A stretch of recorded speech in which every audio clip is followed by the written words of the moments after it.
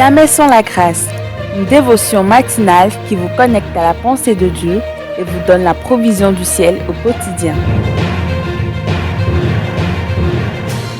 Nouvelle journée, nouvelle provision. Bienvenue encore dans la dévotion de ce matin. Seigneur Jésus, merci de nous conduire durant toutes ces semaines et de nous amener jusqu'à cette journée de vendredi. Merci pour ta fidélité. Merci pour ton amour envers nous. Merci pour ta grâce. Au nom de Jésus, nous avons prié. Amen. Alors, je tiens à saluer spécialement Pasteur Arnaud. Là où il est, vraiment que Dieu lui fasse du bien et que cet amour manifesté en Jésus-Christ l'envahisse là où il est et qu'il ressente les bras d'amour de Dieu autour de lui ce matin. Au nom de Jésus. Amen.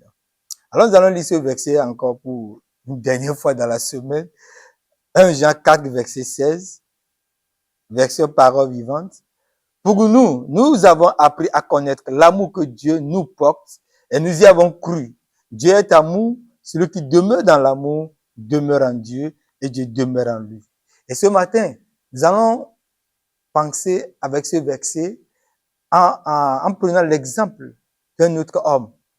Et cet homme s'appelle Elimelech. Et nous voyons son histoire dans Ruth.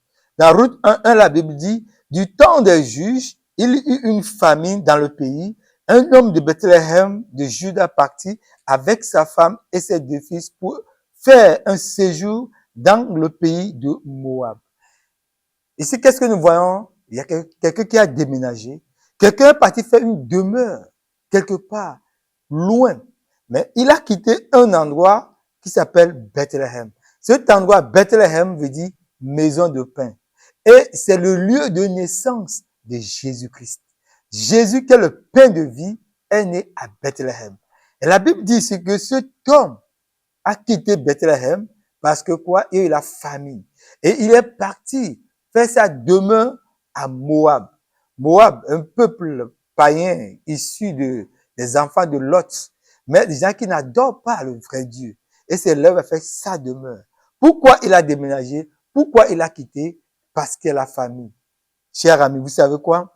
Dans la maison du pain, dans la maison où est né le roi, le pain de vie, il ne peut pas avoir la famine de façon permanente dans cette maison.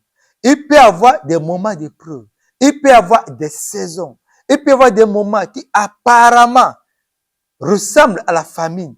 Mais ça va être juste une saison. La preuve, c'est que la Bible dit quoi? Dieu a visité Bethléem. Dieu va toujours et toujours visiter la maison du pain. Parce que c'est là où le pain est issu. C'est là où est la maison, c'est la base. On ne peut pas déménager de là. Et je ne sais pas ce qui constitue pour toi ton Bethléem ce matin. Peut-être ton Bethléem, c'est ton église que tu cherches à quitter parce que il y a des moments difficiles. Tu te dis, si c'est comme ça, je vais aménager ailleurs. Non, ne quitte pas.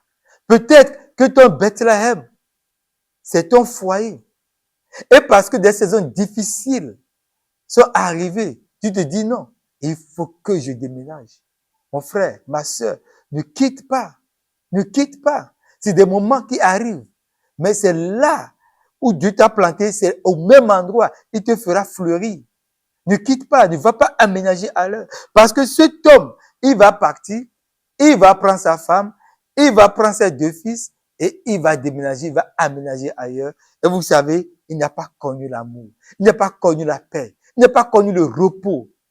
La mort l'a frappé. Il a fait de sa femme une veuve.